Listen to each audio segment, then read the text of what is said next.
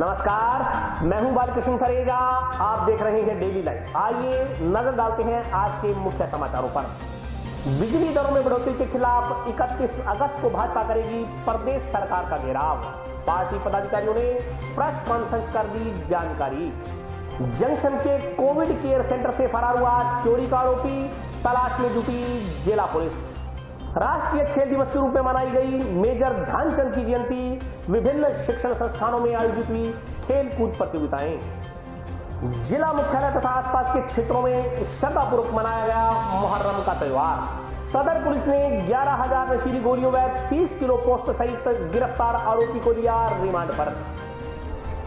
हनुमानगढ़ श्रीगंगानगर मार्ग पर 2 मोटरसाइकिलों की आमने सामने भिड़ंत में 4 व्यक्ति हुए घायल। उपचार के लिए जिला अस्पताल में करवाया गया भर्ती। और अब समाचार विस्तार से। जंक्शन स्थित किसान भवन में बने कोविड केयर सेंटर में दाखिल चोरी का आरोपी आज सुबह फरार हो गया। पुलिस फरार हुए आरोपी की तलाश कर रही है। जंक्शन की धान मंडी स्थित किसान भवन में बनाए गए कोविड केयर सेंटर से शनिवार अल सुबह एक चोर फरार हो गया। आरोपी के फरार होने की सूचना से पुलिस कर्मचारियों के हाथ पांव फूल गए। आनन फानन में आसपास के क्षेत्र में नाकाबंदी करवाई गई, लेकिन फरार हुए आरोपी का कोई सुराग नहीं लगा। इस घटनाक्रम ने कोविड केयर सेंटर में पुलिस की ओर से किए गए सुरक्षा इंतजामों की पोल खोल दी है। मेरी जानकारी के अनुसार चोरी के एक पुराने मामले में पेश नहीं होने पर कोर्ट की ओर से चांद खां उर्फ सरफराज पुत्र शफी मोहम्मद निवासी रूपनगर हनुमानगढ़ टाउन की गिरफ्तारी के लिए गिरफ्तारी वारंट जारी किया गया था। गत दिनों टाउन पुलिस ने चांद खां को गिरफ्तार कर लिया। उसे शुक्रवार को मजिस्ट्रेट के समक्ष पेश किया गया। मजिस्ट्रेट ने आरोपी को न्यायिक अभिरक्षा में जेल भेजने के आदेश दिए। इस पर टाउन पुलिस ने कोरोना सैंपल के बाद रिपोर्ट आने तक चांद खां को जंक्शन स्थित कोविड केयर सेंटर में पुलिस की निगरानी में रखा, लेकिन कोरोना सैंपल की रिपोर्ट आती इससे पहले ही वह चोर शनिवार अल सुबह करीब 5 बजे सेंटर से फरार होने में कामयाब हो गया। बताया जा रहा है कि नहाने के बहाने बाथरूम में गया चांद खां पुलिस को चकमा देकर कोविड केयर सेंटर के पीछे से चद्दर के सहारे खिड़की से नीचे उतर फरार हो गया। आरोपी के फरार होने की सूचना मिलने पर पुलिस उप अधीक्षक अंतर सिंह चौरान मौके पर पहुंचे तथा मामले की जानकारी लेकर जिले भर में पुलिस की जगह जगह नाकाबंदी करवाई। कल पुलिस थाना हनुमानगढ़ टाउन ने चांद खां जो पूर्व में चोरी का मुलजिम था, जो कोर्ट से में हाजिर नहीं हुआ, उसका गिरफ्तारी वारंट जारी हुआ था। गिरफ्तारी वारंट की तामील करवा करके उसको क्वारंटाइन सेंटर में भेजा गया था। जाब्ता लगा हुआ था, लेकिन वो मौके का फ़ायदा उठा करके और इसमें किसान भवन में जो बाथरूम है उसके पीछे बाथरूम में शीशे ही हैं, एल्युमिनियम की खिड़कियाँ हैं, कोई व्यवस्था नहीं है उसकी सिक्योरिटी की। वहाँ से अपने नहाने के कपड़े लेके गया और चद्दर की 3 बार गांठ लगा कर 4 बार मोड़ करके ऊपर से बांध करके वो फरार हो गया। सूचना मिलने पर थाने द्वारा जिले में नाकाबंदी करवाई हुई है। उसके पीछे 2 टीम गई भी हैं। जल्दी मुलजिम को पकड़ लिया गया। भारतीय जनता पार्टी विभिन्न मांगों को लेकर 31 अगस्त को प्रदेश सरकार के खिलाफ प्रदर्शन करेगी। इस संदर्भ में शनिवार को पूर्व कैबिनेट मंत्री डॉक्टर राम प्रताप ने प्रेस कॉन्फ्रेंस कर जानकारी दी। भारतीय जनता पार्टी की ओर से शनिवार को जंक्शन में प्रेस कॉन्फ्रेंस का आयोजन किया गया। प्रेस कॉन्फ्रेंस को संबोधित करते हुए पूर्व संसाधन मंत्री डॉक्टर राम प्रताप ने कहा कि 20 माह पहले अब होगा न्याय का नारा देकर राजस्थान की सत्ता में आई कांग्रेस की सरकार हर मोर्चे पर विफल रही है। उन्होंने कहा कि राज्य की 8 करोड़ जनता चीख चीख कर खून के आंसू रोकर पूछ रही है कि अब कब होगा न्याय, लेकिन न्याय की जगह राज्य के अशोक गहलोत सरकार पानी पी पी कर गरीब विरोधी निर्णय लेकर लोकसभा चुनाव में हार का जनता से बदला ले रही है। उन्होंने कहा कि सरकार ने 10 दिन में सभी किसानों का कर्ज माफ करने की बात कही थी, लेकिन करीब 2 साल बीत जाने के बाद भी किसानों का एक भी पैसा माफ नहीं किया गया। 22 लाख किसान कर्ज माफी के लिए दर दर की ठोकरें खा रहे हैं। ऐसी स्थिति में किसान आत्महत्या भी कर रहे हैं। डॉक्टर राम प्रताप ने कहा कि सरकार ने बेरोजगारों को रोजगार या भत्ता देने की बात कही थी, लेकिन आज तक सिर्फ 16,000 भर्तियां ही हुई हैं। किसी को रोजगार नहीं मिला, न ही कोई भत्ता दिया गया। इसी प्रकार विद्युत उपभोक्ता भी सरकार से त्रस्त हैं। फ्यूल चार्ज और सरचार्ज सहित अन्य चार्ज बढ़ाकर आमजन को लूटा जा रहा है। कांग्रेस सरकार के सत्ता में आने के बाद 2 साल के शासन में एक भी विकास कार्य नहीं हुआ। उल्टा पूर्ववर्ती भाजपा की ओर से किए गए विकास कार्यों के लोकार्पण किए जा रहे हैं। अब कोरोना संक्रमण काल में भी सरकार के पास प्रबंधन नाम की कोई चीज नहीं है। जो भी कार्य हुआ वह या तो जनता या भाजपा के कार्यकर्ताओं के सहयोग से हुआ। उन्होंने कहा कि सड़क, पानी, बिजली के क्षेत्र में कोई काम नहीं किया गया। प्रेस कॉन्फ्रेंस में बोलते हुए भाजपा जिलाध्यक्ष बलबीर बिश्नोई ने कहा कि इन सब के विरोध में 31 अगस्त को भाजपा के मंडल अध्यक्ष विद्युत विभाग के सहायक अभियंता कार्यालयों पर धरना देंगे। 2 सितंबर को कानून व्यवस्था, टिड्डियों का हमला, किसानों को नुकसान, गौशालाओं को अनुदान, डीजल पर वेट आदि से जुड़े मुद्दों को लेकर उपखंड मुख्यालय पर प्रदर्शन कर ज्ञापन सौंपे जाएंगे। उन्होंने बताया कि 4 सितंबर को मुख्यमंत्री के नाम जिला कलेक्टर को ज्ञापन सौंपा जाएगा। बलबीर बिश्नोई ने कहा कि कांग्रेस सरकार न्याय के वादे के साथ सत्ता में आई थी, जबकि वास्तव में जनता को न्याय मिले, लेकिन सत्ता में आने के बाद कांग्रेस ने बिल्कुल इसके विपरीत आचरण किया है। प्रेस कॉन्फ्रेंस में जुगल किशोर गौड़, संतोष सिमर, दीपक खाती सहित अन्य भाजपा कार्यकर्ता मौजूद थे। युवाओं के लिए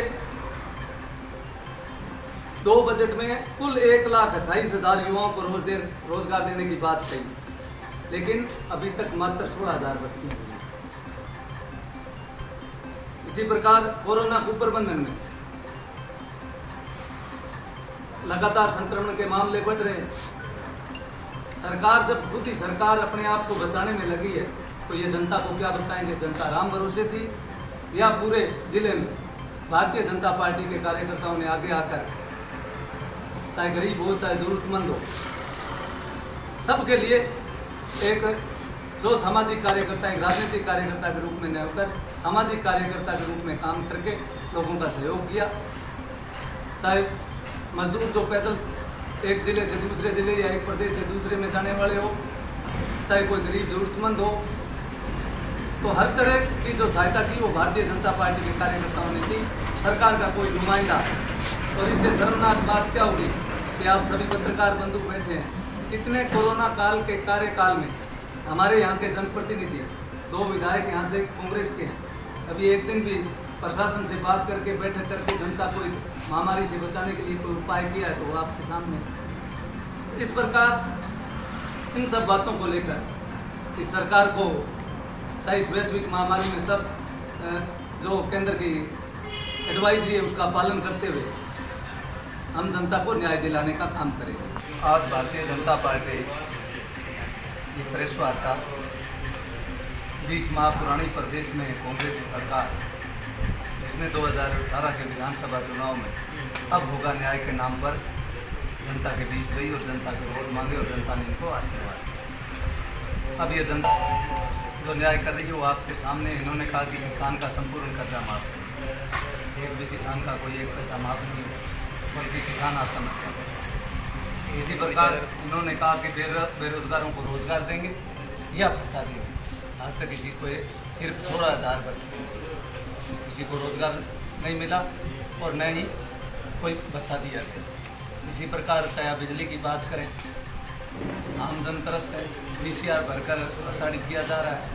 फ्यूल चार्ज और सरचार्ज, फिक्स चार्ज सब बढ़ाकर आमजन को लूटा जा रहा है। सड़क, पानी, बिजली, चाहे कानून व्यवस्था। अंत में तो मैं आपसे यही कहना चाहता हूँ कि इनके 2 साल के शासन, 20 माह के शासन में कोई भी एक भी विकास कार्य का जिले में इन्होंने अगर शिलान्यास किया तो मैं ये आपके माध्यम से पूछना चाहता हूँ। तो भारतीय जनता पार्टी जनता के हित में इन्होंने इस कोरोना संक्रमण काल में भी प्रबंध नाम की इनके पास कोई चीज़ नहीं। जो भी काम हुआ है वो जनता के सहयोग से या भारतीय जनता पार्टी के कार्यकर्ताओं ने जरूरतमंद की सेवा की। और इसी के साथ साथ चाहे सड़क, पानी, बिजली, शिक्षा, स्वास्थ्य, चिकित्सा, इनके कोई अगर एक भी काम इन्होंने 2 वर्ष में किया, चाहे ग्रामीण विकास की बात, चाहे शहर के विकास की बात, इन सब बातों को लेकर भारतीय जनता पार्टी 31 अगस्त को प्रत्येक इनके बिजली एजीएन ऑफिस पर हमारे मंडल अध्यक्ष धरना देंगे। 2 तारीख इन सब बातों को लेकर कानून व्यवस्था, टिड्डियों का हमला, किसानों के नुकसान, गौशालों को जो हम अनुदान दे रहे थे, चाहे डीजल पर हमारा रेट जो वेट हमने लगाया उसे इन्होंने डेढ़ा करके, और जबकि बात ये केंद्र सरकार पर थोप रहे।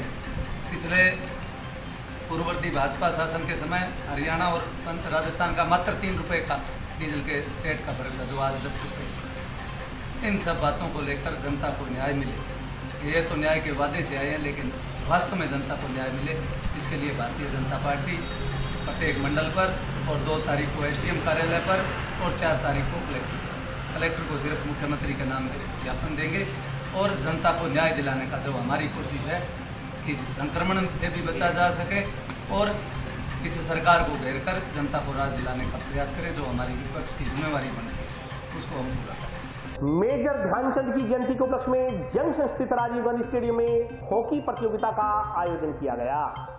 मेजर ध्यानचंद की जयंती शनिवार को जंक्शन स्थित राजीव गांधी स्टेडियम में खेल दिवस के रूप में मनाई गई। इस दौरान हॉकी की प्रतियोगिताएं आयोजित करवाई गईं। खेल प्रतियोगिता का उद्घाटन अतिरिक्त जिला कलेक्टर अशोक असीजा, अतिरिक्त पुलिस अधीक्षक जसाराम बोस ने खिलाड़ियों से परिचय प्राप्त कर किया। प्रतियोगिता में खिलाड़ियों ने उत्साह से भाग लिया। सीनियर व जूनियर वर्ग के मध्य हुए हॉकी के मैच में सीनियर वर्ग विजेता रहा। इस मौके पर उपस्थित खिलाड़ियों को संबोधित करते हुए अतिथियों ने मेजर ध्यानचंद की जीवनी पर विस्तार से प्रकाश डालते हुए बताया कि मेजर ध्यानचंद को हॉकी का जादूगर क्यों कहा जाता है। उन्हें हॉकी का जादूगर कहने के पीछे का कारण उनका मैदान पर प्रदर्शन तथा इसके बलबूते उनकी कप्तानी में भारतीय टीम द्वारा अर्जित की गई उपलब्धियां हैं। अतिथियों ने शारीरिक व मानसिक विकास के लिए खेलों को आवश्यक बताते हुए अपनी दैनिक दिनचर्या में खेलों को शामिल करने की नसीहत दी। इस मौके पर जूडो संघ के सचिव विनीत बिश्नोई, बास्केटबॉल कोच जगतार सिंह, शारीरिक शिक्षक देवेंद्र पुनिया, प्रभुदयाल स्वामी, शंकर सिंह नरूका, महेंद्र मोहन सिंह, अमन, सुशील, सुनील, महेंद्र सियाग, अभिजीत के अलावा अन्य खिलाड़ी तथा कोच उपस्थित थे। उनको हॉकी का जादूगर बोलते थे, सबको पता है इस चीज़ का। और वो आर्मी में थे जिन्होंने मतलब इंडिया को अच्छे मेडल दिलाए और उनके नाम से आज और उनके जो मतलब जैसे आज उनका जन्मदिवस है तो उसके आधार पर आज खेल दिवस मनाया जा रहा है। किसके नाम से? मेजर ध्यानचंद के नाम से। ये हमने अभी ध्यानचंद के जन्मदिन पर आज मैच खिलाया था बच्चों को और सीनियर वर्ग और जूनियर वर्ग के बीच सीनियर वर्ग 2-0 से जीती है। ये ध्यानचंद जी के जन्मदिन पे है। ध्यानचंद हॉकी के जादूगर कहलाते थे। इन्होंने बहुत तीन ओलंपिक में गोल्ड मेडल जीता है। ये पहले शख्स थे हॉकी में इंडिया के लिए जो 3 ओलंपिक में गोल्ड लेके आए थे। ये उन्हीं के हम अस्त्र वस्त्र पर चल रहे हैं अभी तक हॉकी को लेके। ये हमारे हॉकी के महापिता कहलाए जाते हैं। और हमारे आज खो खो का भी मैच हुआ रावत सर और हनुमानगढ़ की टीम में। बहुत बढ़िया मैच था। रावत सर ने वो मैच जीता है। ये भी अपने स्पोर्ट्स डे के तो मेन लक्ष्य रख के हमने करवाया था। जिला मुख्यालय तथा आसपास के क्षेत्रों में मुहर्रम का त्योहार श्रद्धापूर्वक मनाया गया। इस बार कोरोना के दृष्टिगत ताजिया जुलूस नहीं निकाले गए। जिला मुख्यालय तथा आसपास के क्षेत्रों में मुहर्रम का त्योहार श्रद्धा और उल्लास के साथ मनाया गया। इस मौके पर मुस्लिम समुदाय के लोगों ने गरीबों में खाना तकसीम कर अल्लाह से दुआएं मांगी। कोरोना बीमारी को देखते हुए इस बार मुहर्रम पर ताजिया जुलूस नहीं निकाले गए। प्रेमनगर मस्जिद के इमाम ने बताया कि कोरोना के चलते इस बार मुहर्रम पर सभी अकीकतमंदों ने घरों में रहकर ही नमाज अदा की। मस्जिद के इमाम ने बताया कि मुहर्रम के दिन सभी मुसलमान गरीबों को खाना खिलाकर पुण्य का कार्य करते हैं। उन्होंने बताया कि मुहर्रम के दिन प्यासे को पानी और भूखों को खाना खिलाने की रवायत है। इस अवसर पर मुस्लिम समुदाय के लोगों ने नमाज अदा कर दुनिया को कोरोना जैसी बीमारी से निजात दिलाने की दुआएं मांगी।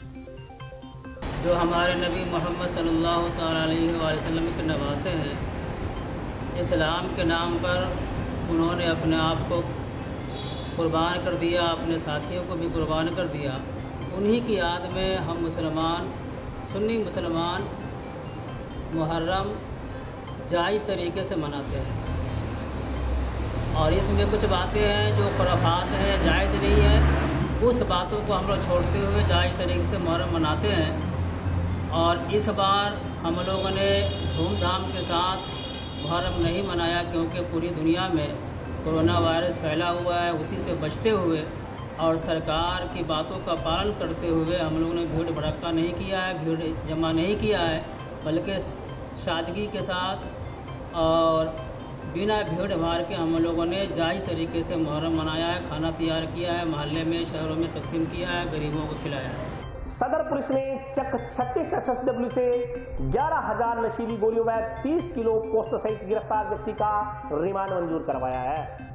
मकान में दबिश देकर 11,000 नशीली गोलियां, कैप्सूल, 30 किलोग्राम पोस्ट व बिक्री के 1,07,000 रुपए जब्त करने के मामले में गिरफ्तार आरोपी को टाउन पुलिस ने शनिवार को मजिस्ट्रेट के समक्ष ऑनलाइन पेश कर 5 दिन का रिमांड मंजूर करवाया। टाउन पुलिस के अनुसार रिमांड अवधि के दौरान आरोपी कुलविंदर सिंह मान पुत्र दर्शन सिंह निवासी चक 36 SSW ग्राम पंचायत सेजीपुरा से पूछताछ कर यह पता लगाने का प्रयास किया जाएगा कि वह इस धंधे में कब से जुड़ा हुआ है, इतनी भारी मात्रा में नशीली गोलियां, कैप्सूल व पोस्ट कहां से लेकर आया था तथा आगे किस किस को सप्लाई की जानी थी। साथ ही जब्त की गई नकदी के संबंध में भी आरोपी से पूछताछ की जाएगी। जिला हनुमानगढ़ में आईजी साहब बीकानेर और एसपी साहब हनुमान के द्वारा जो अभियान अवैध धंधों और अवैध मादक पदार्थों के विरुद्ध चलाया जा रहा है, उसमें निरंतर कार्रवाई कर भी रहे हैं। और कल इसी कड़ी में डबलीघाट थाना क्षेत्र में गश्त के दौरान सूचना मिलने पर चौकी स्टाफ को साथ लेकर चक 36 SSW में कुलविंदर सिंह उर्फ किंदा सन ऑफ दर्शन सिंह मान, इनके निवास स्थान में से कुल 3 अलग अलग किस्म की 11,000 टैबलेट ट्रामाडोल घटक और 30 किलो पोस्त और इसके साथ में इसके बिक्री के पहले जिसने को माल बिक्री कर रखा था उस बिक्री राशि के 1,07,000 रुपये ये बरामद किए। तफ्तीश SHO टाउन में श्री रमेश श्रीवास्तव द्वारा की जा रही है। पहले इसके कोई मुकदमा नहीं। हनुमानगढ़ श्रीगंगानगर मार्ग पर शनिवार सुबह 2 मोटरसाइकिलों की आमने सामने भिड़ंत में 4 लोग घायल हो गए। घायलों को उपचार के लिए जिला अस्पताल में भर्ती करवाया गया है।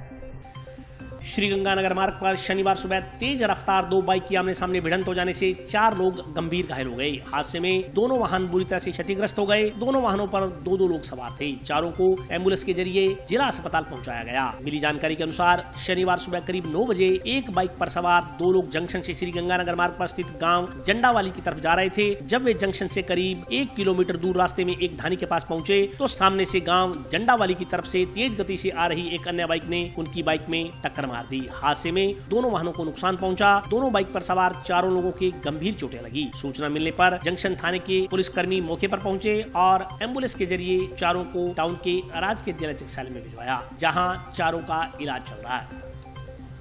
टेलीफोन से सूचना मिली थी कि 2 बाइक वाले एक्सीडेंट हो गए हैं, तो 2 JR के पास है वही में मक्का सर्जरी में गंगा रोड पे मौके पर राजू सन्नो और मानाराम पुत्र गणेश श्रवण ये झंडावाड़ी के 2 लड़के और एक मोटरसाइकिल पे थे और रवि और सनोव ओम प्रकाश नायक बिट्टू सनोव सुक्का सिंह जट सिंह ये झंडावाड़ी के 2 लड़के ये आपस में मोटरसाइकिल से उठे थे।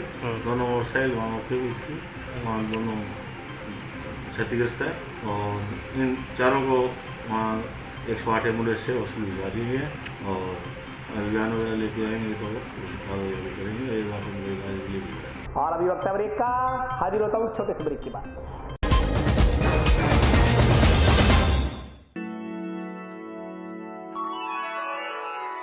यूं तो कई बार मुझे हंसते देखा है,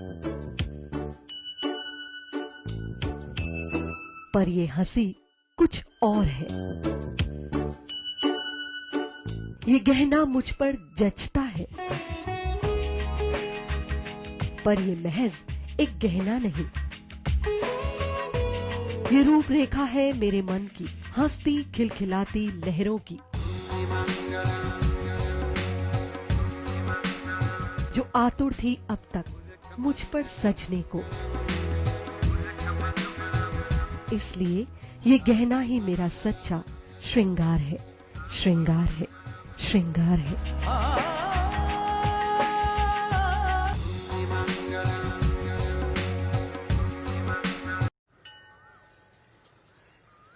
अरे बबलू, लॉकडाउन खुलते ही टहलने निकल पड़े। महामारी अभी फैली हुई है। सरपंच जी टहलने नहीं, काम पे वापस जा रहे हैं। तुझे डर नहीं लगता वायरस पकड़ लेगा? पहले थोड़ा बहुत डर लगता था, फिर पता चला कि अगर मैंने पूरी सावधानी बरती तो ये बीमारी होने की संभावना कम है। सबसे महत्वपूर्ण है ये मास्क। काम पर मास्क हमेशा पहनूंगा, समय समय पर हाथ धोता रहूंगा और दूसरों से हर वक्त कम से कम 2 गज की दूरी बनाए रखूंगा। खुद को, दूसरों को और अपने परिवार वालों को भी सुरक्षित रखूंगा। अरे भाई, मेरी जिम्मेदारी बनती है तुझे चेतावनी देना, तो दे दिया। जब देश के मेडिकल और स्वच्छता कर्मचारी रोज कोरोना वायरस से लड़ने का काम कर रहे हैं, तो हमारी भी तो जिम्मेदारी बनती है अपना काम करने की। बबलू, तुझे कुछ हो गया तो? हजारों लोग इस बीमारी को हराकर ठीक हो चुके हैं, और अगर किसी कारण मुझे ये बीमारी हो भी जाए तो सरकार ने अस्पताल में हमारे इलाज के लिए पर्याप्त व्यवस्था कर रखी है। ये घबराने का वक्त नहीं, एक दूसरे का हौसला बढ़ाने का वक्त है। अरे ऐसे क्या देख रहा है? तू काम पे जाएगा, मैं नहीं जाऊंगा, नाक नहीं कट जाएगी मेरी। चलो मास्क। हाँ, मास्क मास्क। अरे नाक तो ढक लो। हाँ।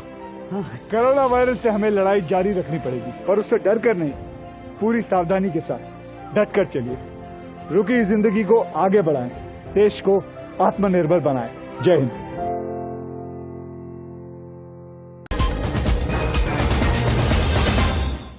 ब्रेक के बाद स्वागत है। आइए नजर डालते हैं अगले समाचारों पर। राष्ट्रीय खेल दिवस के उपलक्ष्य में शनिवार को विभिन्न शिक्षण संस्थानों में खेल प्रतियोगिताएं आयोजित करवाई गई।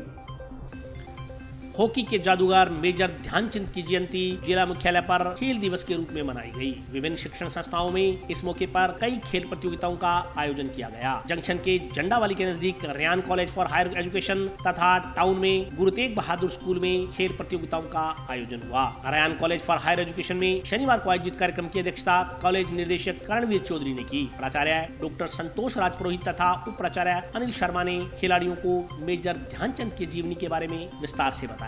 इस मौके पर ध्यानचंद की प्रतिमा पर माल्या अर्पित कर पुष्पांजलि अर्पित की गई। कार्यक्रम प्रभारी डीपीई हरवीर सिंह ने कहा कि हॉकी के क्षेत्र में अल्प सुविधाओं के बूते पर जब हमारे खिलाड़ी राष्ट्रीय स्तर पर विजय पताका फहराते हैं तो ऐसी स्थिति में प्रत्येक खेल प्रेमी को खुशी का एहसास होता है। इस मौके पर अंडर 19 टीम के राष्ट्रीय खिलाड़ियों को मेडल देकर सम्मानित किया गया। इसी प्रकार टाउन स्थित गुरु तेग बहादुर स्कूल में राजस्थान राज्य भारत स्काउट गाइड द्वारा खेल प्रतियोगिताएं आयोजित करवाई गई। इस दौरान कोरोना के दृष्टिगत इंडोर गेम्स आयोजित किए गए। स्काउट गाइड के तत्वाधान में विद्यालय प्रांगण में स्काउट गाइड की छात्राओं के लिए रस्साकसी व खो खो की प्रतियोगिताएं आयोजित करवाई गई। स्काउट गाइड की जिला सचिव श्रीमती उषा बब्बर ने बताया कि कोरोना के दृष्टिगत छात्राओं ने सोशल डिस्टेंसिंग के मद्देनजर इंडोर गेम्स में भाग लिया।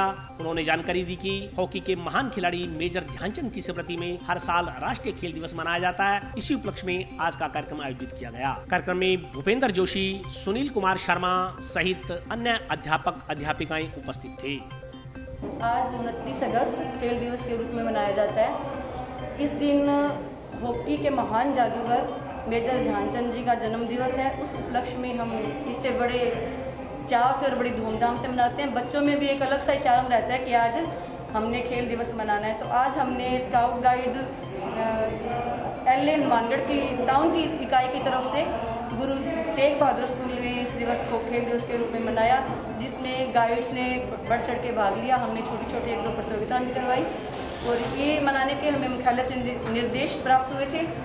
और कोरोना काल में जो गाइडलाइन चल रही है प्रशासन की, उसको ध्यान में रखते हुए हमने इस दिन को मनाने का प्रयास किया। आज खेल दिवस पर, राष्ट्रीय खेल दिवस पर रयान कॉलेज में मेजर ध्यानचंद जी के जन्मदिन के उपलक्ष्य में उनकी प्रतिभा पर फूल चढ़ाकर, माला पहनाकर और जो राष्ट्रीय स्तर के खिलाड़ी हनुमानगढ़ जिले के गत वर्ष में अपना प्रदर्शन करके आए हैं, राष्ट्रीय टीम का नेतृत्व किया है, उन खिलाड़ियों को सम्मानित किया गया है। और कॉलेज की तरफ से उन बच्चों को पौधारोपण करके और एक एक पौधा दिया गया है ताकि वो आगे ध्यानचंद जी के नाम का पौधा लगा के इसको पर्यावरण को स्वच्छ बनाने में भी सहयोग रहे।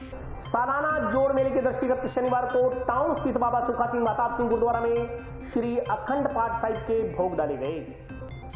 टाउन स्थित ऐतिहासिक गुरुद्वारा शहीद बाबा सुखा सिंह महताब सिंह में चल रहे सालाना शहीदी जोड़ मेले के उपलक्ष्य में रखे गए लड़ीवार अखंड पाठों के भोग शनिवार को डाले गए। साथ ही 4 नए अखंड पाठों का प्रकाश भी हुआ। जिन परिवारों की ओर से रखवाए गए अखंड पाठों का भोग डाला गया, उन परिवारों को गुरुद्वारा साहिब की ओर से बाबा बलकार सिंह व मनजिंदर सिंह ने स्वरूपा भेंट कर सम्मानित किया। बाबा मनजिंदर सिंह ने बताया कि कोरोना महामारी के चलते सोशल डिस्टेंसिंग का ध्यान रखते हुए व अन्य सावधानियों के साथ पाठ करवाए जा रहे हैं। उन्होंने बताया कि महामारी को देखते हुए इस बार अन्य कार्यक्रम रद्द कर दिए गए हैं। इस बार जोड़ मेले का स्वरूप संक्षिप्त कर दिया गया है।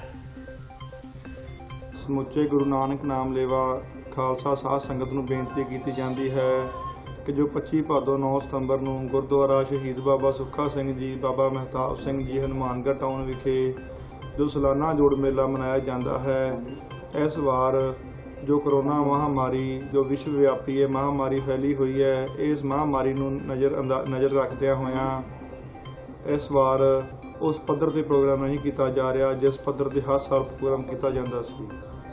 ਸਮੁੱਚੇ ਇਲਾਕੇ ਦੀਆਂ ਸੰਗਤਾਂ ਨੂੰ ਬੇਨਤੀ ਹੈ ਕਿ ਜਿਸ ਨੇ ਵੀ 25 ਭਾਦੋਂ ਵਾਲੇ ਦਿਨ ਹਾਜ਼ਰੀ ਲਵਾਉਣੀ ਹੈ, ਉਹਨਾਂ ਦੇ ਚਰਨਾਂ ਦੇ ਵਿੱਚ ਹੱਥ ਜੋੜ ਕੇ ਬੇਨਤੀ ਹੈ ਕਿ 7, 8 ਤੇ 9 ਸਤੰਬਰ ਭਾਵ 23, 24, 25 ਭਾਦੋਂ ਵਿੱਚੋਂ 3 ਦਿਨਾਂ ਦੇ ਵਿੱਚੋਂ ਕਿਸੇ ਵੀ ਇੱਕ ਦਿਨ ਹਾਜ਼ਰੀ ਲਵਾ ਕੇ ਜਲਦੀ ਤੋਂ ਜਲਦੀ ਹਾਜ਼ਰੀ ਲਵਾ ਕੇ ਜੋ ਸਰਕਾਰ ਦੇ ਦਿਸ਼ਾ ਨਿਰਦੇਸ਼ ਹਨ ਉਹਨਾਂ ਦੇ ਅਨੁਸਾਰ ਮੱਥਾ ਟੇਕ ਕੇ ਲੰਗਰ ਪ੍ਰਸ਼ਾਦਾ ਛਕ ਕੇ ਬਹੁਤੀ ਭੀੜ ਨਹੀਂ ਕਰਨੀ ਤੇ ਸਮੇਂ ਸਿਰ ਆਪਣੋਂ ਆਪਣੇ ਘਰਾਂ ਦੇ ਜਾਣ ਦੇ ਵਿੱਚ ਕਿਰਪਾਲਤਾ ਕਰਨੀ ਜੀ।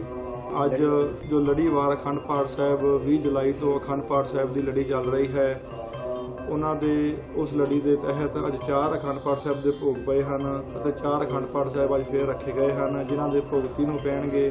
ਇਸੇ ਤਰ੍ਹਾਂ ਜੋ ਲੜੀ ਚੱਲ ਰਹੀ ਹੈ ਇਸ ਦੇ ਭੋਗ 9 ਸਤੰਬਰ ਨੂੰ ਪਾਏ ਜਾਣਗੇ। ਕਰੋਨਾ ਮਹਾਮਾਰੀ ਤੋਂ ਪਹਿਲਾਂ ਇਹ ਲੜੀ ਦੇ ਵਿੱਚ 11-11, 10-10 ਪਾਠਾਂ ਦੇ ਭੋਗ ਹਰ ਦੂਸਰੇ ਦਿਨ ਪੈਂਦੇ ਸਨ। ਸੋ ਇਸ ਵੇਰ ਉਹ ਵੀ ਪਾਠ ਉਸ ਹਿਸਾਬ ਨਾਲ ਘੱਟ ਕੀਤੇ ਗਏ ਹਨ ਤਾਂ ਜੋ ਕਿ ਸੰਗਤਾਂ ਦਾ ਬਹੁਤਾ ਭਾਰੀ ਇਕੱਠ ਨਾ ਹੋਵੇ। ਇਸ ਕਰਕੇ ਪਾਠ ਅਸੀਂ ਘੱਟ ਲਿਖੇ ਹਨ, ਘੱਟ ਬੁੱਕ ਕੀਤੇ ਹਨ। ਸੋ ਸੰਗਤਾਂ ਨੂੰ ਬੇਨਤੀ ਹੈ ਕਿ ਵੱਧ ਤੋਂ ਵੱਧ ਸੁਚੇਤ ਰਹੋ। ਜੋ ਵੀ ਪ੍ਰਸ਼ਾਸਨ ਨੇ ਦਿਸ਼ਾ ਨਿਰਦੇਸ਼ ਦਿੱਤੇ ਹਨ ਉਹਨਾਂ ਨੂੰ ਮੰਨਦਿਆਂ ਹੋਇਆਂ ਆਪਣੇ ਘਰਾਂ ਦੇ ਵਿੱਚ ਰਹੋ ਅਤੇ ਭੀੜ ਭਾੜ ਵਾਲੀ ਜਗ੍ਹਾ ਤੇ ਘੱਟ जाओ। जिसने भी दर्शन मेला करना होना है दर्शन मेला करके समय सिर अपने घर पहुंचने की कृपालता करो। टाउन में कॉलेज फाटक के नजदीक बने अंडरपास की सुविधाओं का शनिवार को ट्रायल किया गया। वहीं अंडरपास का रास्ता खोलने के बाद कॉलेज फाटक के रास्ते को फिलहाल बंद कर दिया गया है।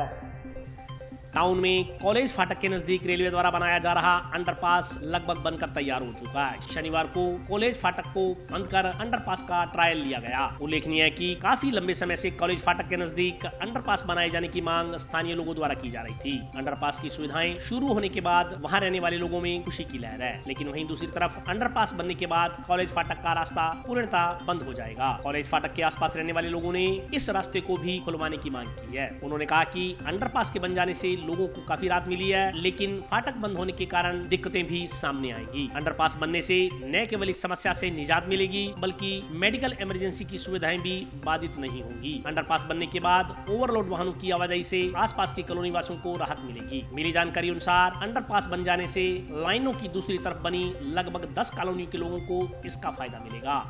अब फाटक बंद रहेंगे, कोई दिक्कत नहीं होगी, जब मर्जी आओ जाओ, कोई दिक्कत नहीं है। बहुत बढ़िया लग रहा है, बहुत अच्छा काम हो रहा है। तो वो तो बहुत भीड़ लगी रहती थी, साथ में फाटक बंद होने पर निकलना मुश्किल हो जाता था, लाइनें लग जाती थी, ट्रैफिक इतना हो जाता था। अब वो ट्रैफिक बंद वाला तो चक्कर ही रहेगा, जब मर्जी आओ जाओ, ना फाटक बंद रहेगा इंतजार करना पड़ेगा।